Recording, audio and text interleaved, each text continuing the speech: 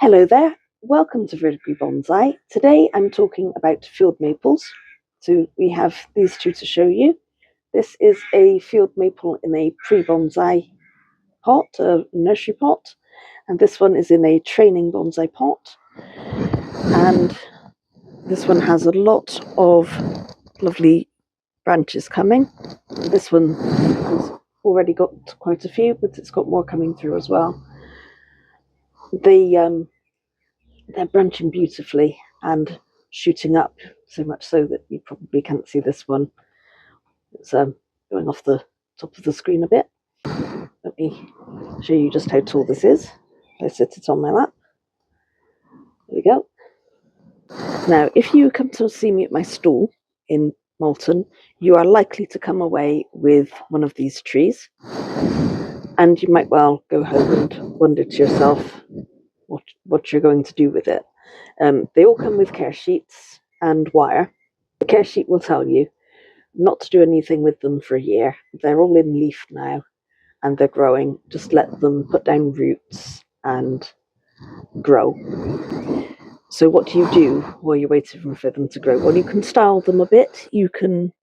I've taken the top off of these branches here because I want to avoid them developing inverse taper, which is where you get a big thickening of the trunk like this in a place where it doesn't belong because you've got too many buds and too many branches coming from it. That one definitely has a lot of budding happening. That one did as well, so I've just taken that one back. I've taken this one back as well, and I've also taken this off here. You may decide that this is too much anyway, it's too high, you'd like to bring it back to, say, here, and that would be absolutely fine. People do that. The reason I've chopped the top off is because if you wanted to keep a tree this height, you would not want inverse taper on it. It will ruin the tree, and then you have to chop it back further than you wanted to, which is, I find, very annoying. So you have all of this that is workable, and you won't have any, well, you shouldn't have any problems. I've made sure to the best of my ability that you won't. This tree, as it is, will make a lovely twin trunk. It would also make an informal upright. Just got a little bit too much movement to be a formal upright. It's more of an informal one where you've got a little bit of movement in the trunk.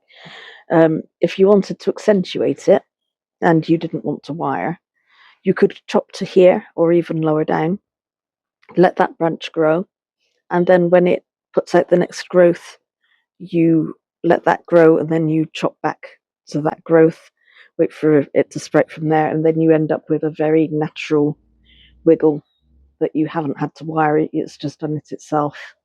That's the clip and grow method. The clip and grow method is that you chop back to a shoot, you let the shoot grow, and when that develops the next shoot, you cut back to that, and when that shoot grows and develops another shoot, you cut back to that, and it develops a little wiggle of its own.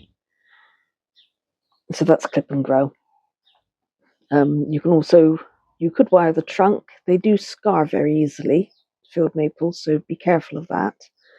But if you don't want to actually wind wire around the trunk and bend it, the other thing that you can do is bend branches down with guy wires. You just get some wire and a little bit of rubber tubing, put the rubber tubing over the branch, the wire through it, attach the wire to the pot. You can drill holes in the pot, or you can put something over it like this and attach the wire to that, and then you just guide the branch down with the wire like this, and that's a guy wire.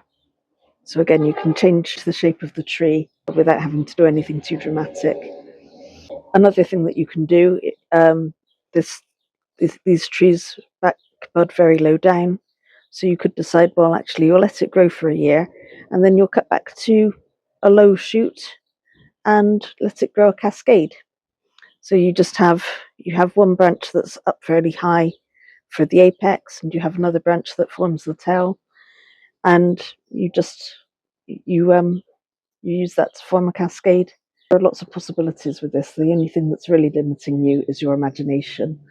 So I would recommend that you, while you're waiting to really start work with this, I recommend you do lots of research online, look at tree shapes, look at the, the ones that I've mentioned. There are lots of others that I haven't mentioned. There are loads. Slants, I love slants. That's another one.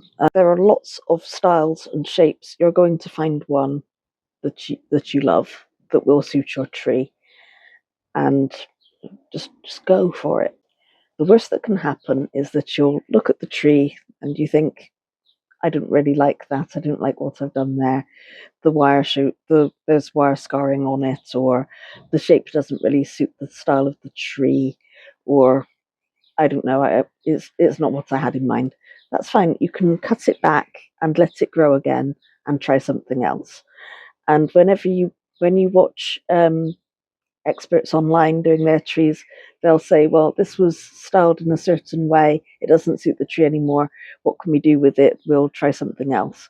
You can always do that. These trees evolve, they're always growing, and what suits them one year might not suit them another, and that really doesn't matter. Just learn, just practice, have fun, and I wish you the best of luck with your tree.